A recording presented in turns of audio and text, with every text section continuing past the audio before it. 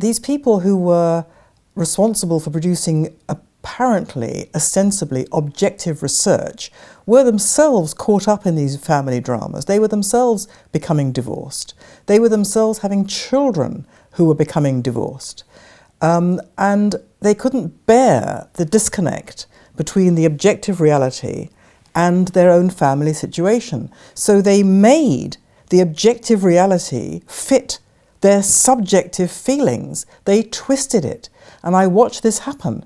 And I watched academics who were committed to the truth get denied grant funding because they said things which were unsayable about family breakdown.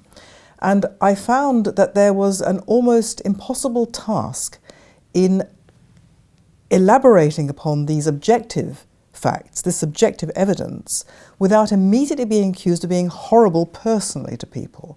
I was set upon by people who said, "How dare you call into question what I have done because I've done the best for my family. I've tried my best with my children." And I would say, "I didn't even know you were divorced." I'm not making any aspersions about individuals. Individuals cope the best they can with a variety of difficult circumstances. Many people who are divorced or who are bringing up children on their own do an absolutely magnificent job. They go to enormous and heroic efforts to protect their children.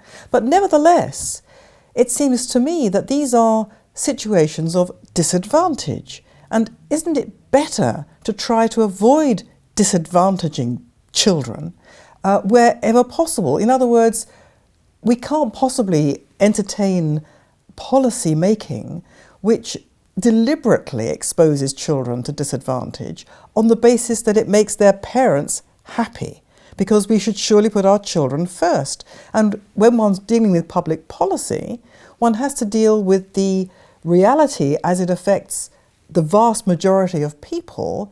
That doesn't mean that you're not sympathetic to individuals going through these hard things. Well, those arguments went nowhere at all. The subjective ruled.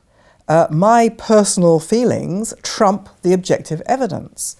And this was part and parcel of something that I only realized after many years, that what was happening was not confined to this very emotional issue of the family, which clearly had emotional ramifications because people were personally bound up with this issue. What was happening was that the very idea of objective evidence was being cast aside because it was too inconvenient when it got in the way what people wanted, how they wanted to live their own lives.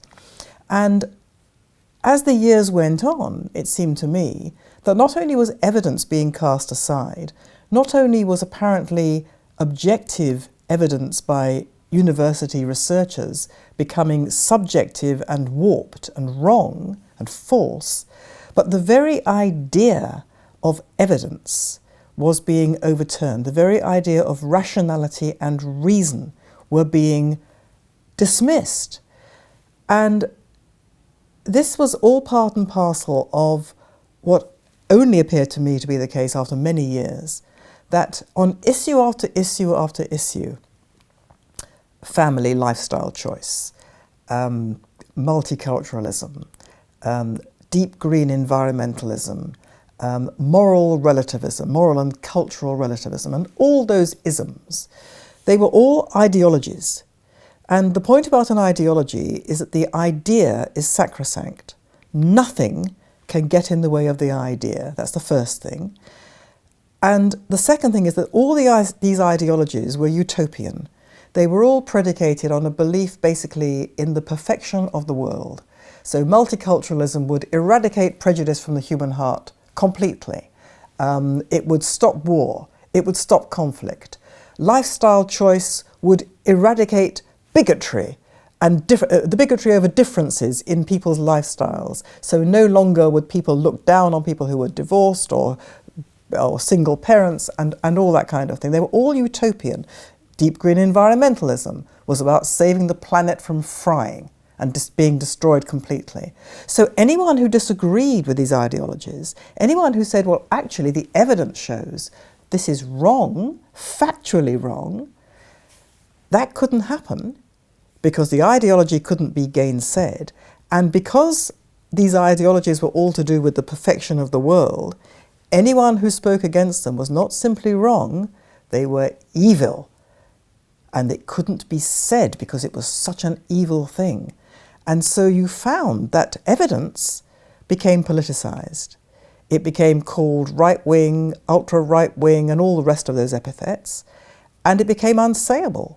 And the people who dared to say it found themselves bullied and ostracized and persecuted and removed from their social, they lost their friends, they lost their professional advancement, they were threatened with their jobs, some of them lost their jobs, and so you have the situation we have today. And the reason I wrote that book, The Guardian Angel, was because what had happened to me in my professional life, when I started out, I worked for nearly 20 years for Guardian newspapers, the very heart of this liberal universalist ideological perspective. And what happened to me over that period was as I fell foul of that world very badly. But what happened to me seemed to me to illustrate what had happened to the West, what happened to Britain and to the West. And so through the story of what happened to me issue by issue, I could actually tell a bigger story of what happened to us in the West.